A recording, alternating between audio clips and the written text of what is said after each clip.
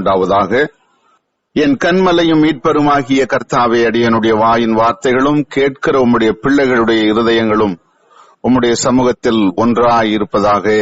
ஆமேன். ஆண்டவரும் இரட்சகருமாகிய இயேசு கிறிஸ்துவின் நாமத்தினாலே இந்த அதிகாலை வேளையிலே இந்த தொலைபேசியின் வாயிலாக கூடி வந்திருக்கிற எனது அருமையான சகோதரர் சகோதரிகளை நான் மனதார வாழ்த்துகிறேன். கர்த்தர் உங்கள் ஒவ்வொருவரையும் ஆசீர்வதித்து உங்கள் வேண்டுதலை கேட்டு நிறைவாக்குவாராக. இந்த நாளிலே நாம் இந்த கால வேளையிலே தியானத்திற்கென்று எடுத்துக்கொண்ட தலைப்பு ஈவு. ஈவு என்றால் அநேகருக்கு என்ன புதுவிதமான வார்த்தையை சொல்றாங்கன்னு சொல்லி நினைக்கலாம்.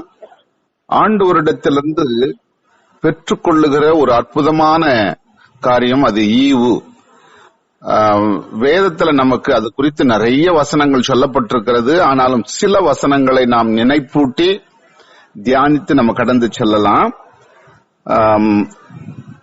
எபேசியர் 2வது அதிகாரம் 8வது வசனம் நாம முதலாவது வாசித்து தெரிந்து கொள்ளலாம். எபேசியர் 2வது அதிகாரம் 8வது வசனத்தில் சொல்லப்பட்டிருக்கிறது, கிருபையினாலே விசுவாசத்தை கொண்டு ரட்சிக்கப்பட்டீர்கள், இது உங்களால் உண்டானதல்ல, இது தேவனுடைய ஈவு.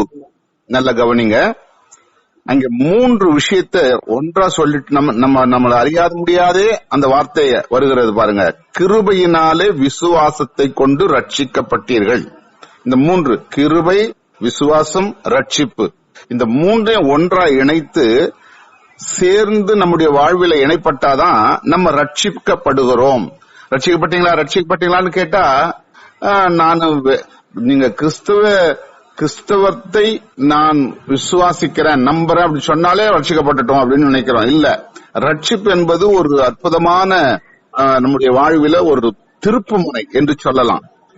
ஆனா அதுல எங்க சொல்லும் பொழுது கிருபையினால விசுவாசத்தை கொண்டு ரட்சிக்கப்பட்டீர்கள் அப்படின்னா, கிருபை என்பதும் விசுவாசம் என்பதும் ரட்சிக்கப்படுவது என்பதும் இந்த 3 எங்கிருந்து வருதுன்னா தேவனிடத்திலிருந்து நமக்கு கொடுக்கப்படுகிறது. அதனால்தான் இது உங்களால் உண்டானதல்ல, இது தேவனுடைய ஈவு.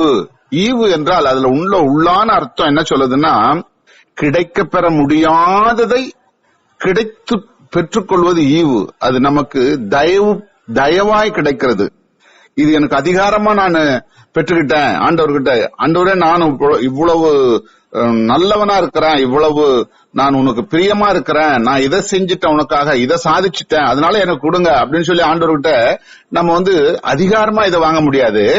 அவருடைய கிருபையும் நாம் அந்த கிருபையை விசுவாசிக்கிறதும் இதை இரண்டும் இணைந்து நம்ம ரட்சிக்கப்பட்ட பிறகும் நமக்கு கிடைக்குது. அது ஈவாய் கிடைக்குது. அந்த ஈவாய்னா தயவாய், இரக்கமாய் நமக்கு கிடைக்கப்பட்டதுதான் அந்த ஈவு என்று சொல்லப்படுகிறது. யாக்கோபு எழுதும் பொழுது நிருப பாடத்துல அழகா ஒரு வார்த்தையை சொல்றாரு. இதுக்கு ரொம்ப அடக்கமுள்ள வார்த்தை. என்ன சொல்றாருன்னா, இது எப்படி நம்ம ஈவா ஆண்டவரிடத்திலிருந்து பெற்றுக்கொண்டோன்னு 1வது அதிகாரம் 17வது வசனம் யாக்கோபு 1:17 சொல்றாரு, நன்மையான எந்த ஈவும் பூரணமான எந்த வரமும் பரத்திலிருந்து உண்டாகி ஜோதிகளின் பிதாவினிடத்திலிருந்து இறங்கி வருகிறது, அவரிடத்தில் யாதொரு மாறுதலும் யாதொரு வேற்றுமையான நிழலும் இல்லை என்று சொல்றாரு. அப்ப நல்ல கவனிங்க, அவரு இந்த ஈவு எங்கிருந்து கிடைக்குது நமக்கு? நன்மையான எந்த ஈவும், அது எப்படிப்பட்டதா இருந்தாலும் அது எங்கிருந்து கிடைக்குது? ஜோதிகளின் பிதாவினிடத்திலிருந்து அது இறங்கி வருகிறது. அற்பமாகிய நமக்கு இந்த கால வேளையில, இந்த அதிகால நேரத்துல நம்ம கண் விழித்து அவருடைய சமூகத்துல ஒன்றாய் கூடி நம்முடைய இருதயங்கள் எல்லாம் ஒன்றாய் கூடி இருக்கிறது. நம்முடைய சரீரங்கள் எல்லாம் வேற வேற இருக்குது, எங்கெங்கயோ இருக்குது, தொலை தூரத்துல இருக்கிறோம் நம்ம எல்லாம். ஆனா நம்முடைய இருதயத்தின் சிந்தனை, நம்முடைய ஆத்மா அவரை நோக்கி பார்க்கும்படி ஒன்றாய் இணைந்திருக்கிறது. இது எப்படி இந்த ஸ்லாக்கியம்? தேவன் நமக்கு ஈவாய் கொடுத்த ஸ்லாக்கியம். நம்ம நினைச்சுக்கலாம், ஐயோ எனக்கு எவ்வளோ வேலை இருக்குது, எத்தனையோ பிரச்சனை இருக்குது, எத்தனையோ முக்கியமான காரணங்கள் இருக்கிறது, என் பிள்ளைகளை கவனிக்கணும், பெற்றோரை கவனிக்கணும், கணவரை கவனிக்கணும், மனைவியை கவனிக்கணும், பல காரியங்கள் படிக்கணும், நான் வேலைக்கு போகணும், பல சம்பவங்களை உலகத்துல நமக்கு இருந்தாலும் கூட அதுக்கு மத்தியிலையும் நான் ஆண்டவரை எவ்வளவு கஷ்டப்பட்டு எவ்வளவு வாஞ்சியோடு பாருங்க நான் வந்துட்டேன் அந்த கால வேலையில அப்படின்னு மார்தட்டி நம்ம சொல்லிக் கொள்ளலாம். அது வெறுமையான வார்த்தை. ஆனா ஆண்டவர் சொல்றாரு, பரத்திலிருந்து நான் இறங்கி உங்களுக்குள்ளே கிரியை செய்தபடியினாலே நீங்க இந்த ரட்சிப்பையும் கிருபையும் இந்த விசுவாசத்தையும் பெற்றுக்கொண்டு நான் உங்களுக்கு ஈவாய் கொடுத்த இந்த நாள், இந்த வார்த்தை, இந்த நேரம் நான் உங்களுக்கு ஈவா கொடுத்திருக்கிறேன் அப்படின்றாரு. ஆக 2 கொரிந்தியர் புஸ்தகத்துல பவுல் எழுதும்போது அழகா எழுதுறார். 2 கொரிந்தியர் புஸ்தகம் 9வது அதிகாரம் 15வது வசனத்துல கவனிங்க. தேவன் அருளிய சொல்லி முடியாத ஈவுக்காக அவருக்கு ஸ்தோத்திரம் அப்படின்னு சொல்றாரு. ஒரே டக்குன ஒரு வார்த்தையில முடிக்கிறாரு. தேவன் அருளிய சொல்லி முடியாத ஈவுக்காக. எவ்வளவு சொல்லி முடிக்க முடியாத ஒரு நிலையை ஆண்டவர் நமக்கு தயவாய் கொடுத்திருக்கிறார், ஈவாய் கொடுத்திருக்கிறார். என்ன கொடுத்திருக்கிறாரு? நம்முடைய காலம், நம்முடைய நேரம், நம்முடைய சரீர பலவீனத்துல பலன், நமக்கு இப்படி பிரசங்கிக்கக்கூடிய ஒரு தாளந்து, ஜெபிக்கக்கூடிய ஒரு தாளந்து, ஆண்டவரை மகிமைப்படுத்தக்கூடிய ஒரு தாளந்து, நல்ல பாடக்கூடிய ஒரு திறமை, இப்படி எல்லாவற்றையும் நான் நான் நான் என்று ஒன்றுமே இல்ல, ஜீரோ தான் நம்மெல்லாம். ஆண்டவராகிய இயேசு கிறிஸ்து நமக்கு இவைகளெல்லாம் ஈவாய் கொடுத்திருக்கிறார். அப்போ அவருக்கு நம்ம என்ன பண்ணணுமா?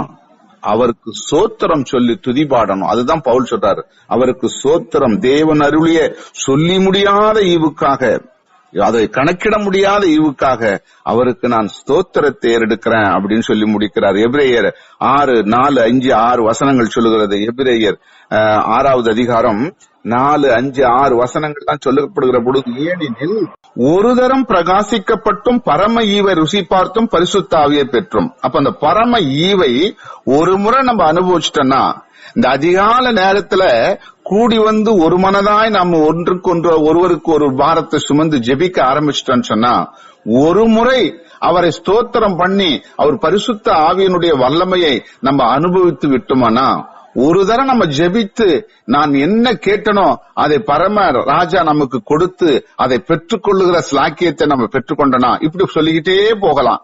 இவைகளெல்லாம் நம்ம பெற்றுக்கொள்ளுகிற பொழுது அந்த இது எல்லாம் யாரால கெடுக்குதுன்னா, பரிசுத்தனுடைய ஆவியினாலே நாம் இவைகள் எல்லாம் செய்கிறோம்.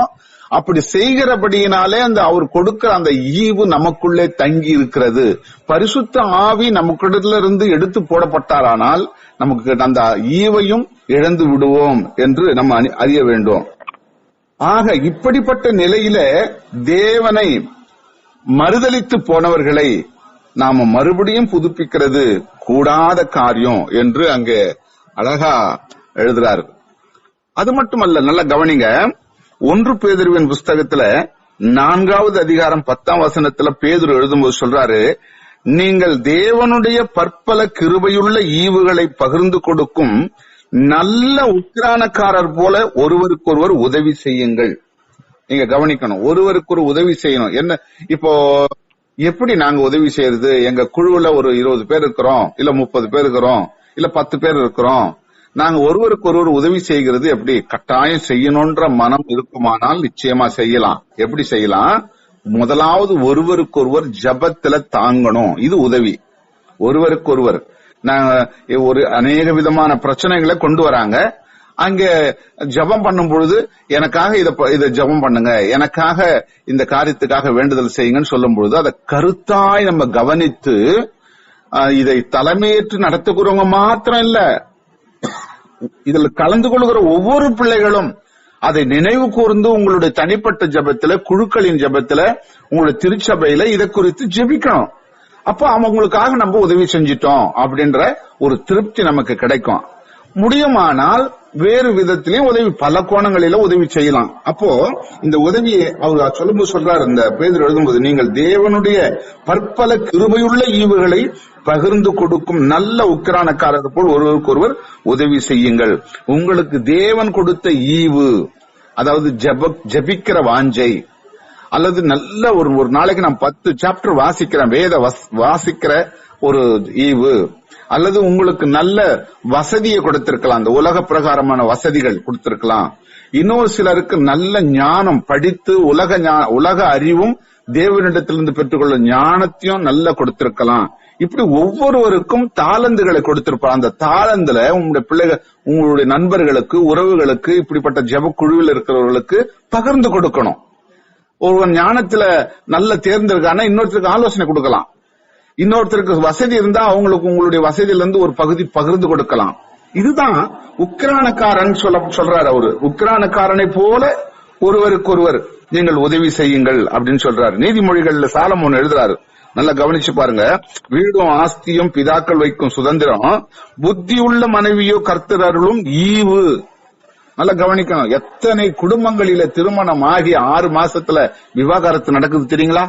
இன்னைக்கு சிவில் கோர்ட்ல இன்னைக்கு போய் பாத்தீங்கன்னா 100 பேர்ல 90 பேர் கிறிஸ்தவங்க தான் விவாகரத்துக்கு வராங்க. 100ல 90 பேர், 10 பேர் தான் உலகத்தான வரானா. என்னுடைய நான் போகிற சபையில ஒரு அட்வொகேட் இருப்பாரு. அவர் அடிக்கடி சில காரியங்களை பகிர்ந்துவாரு, என்னோட ஷேர் பண்ணுவாரு. அப்ப முக்கியமா சொல்றது என்னன்னா, இதுதான் கிறிஸ்தவங்க தாயா அதிகமா இன்னைக்கு விவாகரத்துக்கு வராங்க. எல்லாம் மன உடைஞ்சி பொறுமை இல்ல, நிதானம் இல்ல, கோபம் ஆகினால உடனே உடைப்பட்டு குடும்பம். அப்ப காரணம் என்னன்னு சொன்னா, அந்த கடவுள் நல்ல ஜெபித்து வேண்டுதல் செய்து காத்திருந்து பொறுமையோட ஜெபத்தோட ஆண்டவர் வெளிப்பாடோட ஒரு திருமணம் நடக்குமானா அது உயர்ந்து நிற்கும், நிலையாய் நிற்கும், கர்த்தருக்கு அது பிரியமாவும் இருக்கும். இங்க ஆண்டவர் இந்த வசனத்துல நீதிமொழிகள்ல சொல்லும் பொழுது சாலமோன் சொல்றாரு, ஞானி அவர் சொல்றாரு, இந்த உலகத்துல கொடுக்கப்படுகிற வீடும் ஆஸ்தியும் பெற்றோர் கொடுக்கிறது. பிள்ளைகளுக்கு பெற்றோர் கொடுப்பாங்க, வசதி உள்ளவங்க கொடுப்பாங்க, வசதி இல்லாதவங்க கொடுக்க முடியாது. அப்போ அது கொடுக்கறது யாருன்னா பெற்றோர். ஆனா புத்தியுள்ள மனைவி, குடும்பத்தை கட்டுகிற புத்தியுள்ள மனைவி யார் கொடுக்கிறாருன்னா ஆண்டவர் கொடுக்கிற அது ஈவு என்று சொல்லப்படுகிறது. அப்போ ஈவாய் கொடுக்கிற மனைவி, ஈவாய் கொடுக்கிற கணவன், ஈவாய் கொடுக்கிற பிள்ளைகள், எத்தனையோ குடும்பங்களிலே அந்த ஈவு பிள்ளைகள் என்ற ஈவு கிடைக்கவில்லை. காரணம் என்னன்னா, ஒரு மலடி என்று சொல்லக்கூடிய அளவுக்கு அவங்க காத்திருக்கிறாங்க 10 வருஷம். அப்போ திருமணம் ஆகி ஓராண்டில குழந்தை பிறகுதுன்னா கர்த்தர் நமக்கு கொடுக்கிற ஈவு.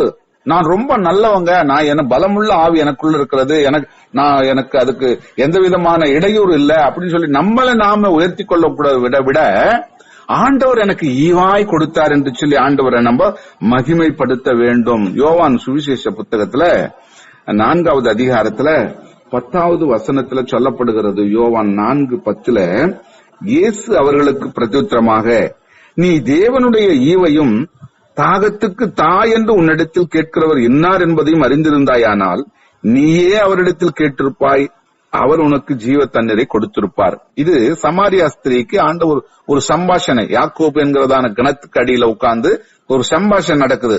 அப்போ அந்த கேட்டவங்க ஆண்டவரோடு பேசுகிற யாருன்னு சொன்னா ஒரு வேசி, அவருக்கு திருமணம் ஆகாமல் இருக்கிற ஒரு வேசி. அந்த வேசி எங்க இருக்கிறான்னா சமாரியா ஸ்திரீ என்று சொல்லப்படுது. அவளுக்கும் ஆண்டவருக்கும் ஒரு சம்பாஷணை சொல்லுகிற பொழுது, நடக்கிற பொழுது ஆண்டவர் சொல்றாரு, நான் யார் என்பதை நீர் அறிந்து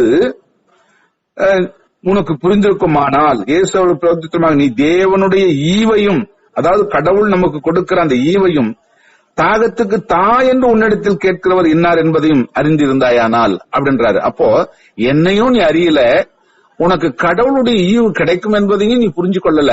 அப்படி தெரிஞ்சிருந்தா உனக்கு ஜீவ தண்ணீரை கொடுத்திருப்பாரு. அந்த ஜீவ தண்ணீர் என்றால் என்னன்னு நமக்கு தெரியும் இல்லீங்களா? நித்திய காலமா தேவனோட வசிக்கிற ஒரு தண்ணீர் என்று சொல்லப்படுது. அப்போ இவைகளெல்லாம் நம்ம பெற்றுக் கொள்வதற்கு தகுதியுடையவர்களா மாற்ற வேண்டும். கடைசியா முடிக்கிற ரோமர் 5:15 இயேசு கிறிஸ்து என்னும் ஒரே மனுஷனுடைய கிருபையினாலே வரும் ஈவும் அநேகர் மேல் அதிகமாய் பெருகி இருக்கிறது. அப்ப இயேசு கிறிஸ்துனுடைய அந்த ஈவுதான் ஆண்டவர் எல்லார் மேலும் அவருடைய ஆவியானவர்கள் ஊற்றப்பட்டு எல்லாரும் இயேசு கிறிஸ்து என்பவரை ருசி பார்க்கக்கூடிய ஒரு நாளுக்காக நம்ம காத்திருக்கிறோம். அதுதான் எழுப்புதலின் காலம் என்று சொல்லப்படுகிறது. அந்த எழுப்புதலுக்காக உலகம் எங்கும் ஜெபிக்கிறாங்க, அதுல நாமும் ஒரு பகுதியா ஜெபிக்கிறோம். இயேசு கிறிஸ்து எல்லார் மேலும் அவருடைய ஈவாகிய பரிசுத்த ஆவியினுடைய வல்லமையை ஊற்றி மனம் திரும்புவதற்கு ஏதுவான கனிகளை கொடுக்கிறவர்களாய் தேவன் மாற்ற இருக்கிறார். அந்த நாளுக்காக நம்ம காத்திருக்கிறோம், ஜெபிப்போம், ஜெயம் பெறுவோம்.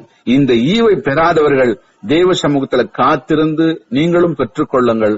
கர்த்தர் உங்கள் ஒவ்வொருவரையும் ஆசீர்வதிப்பாராக. ஆமென்.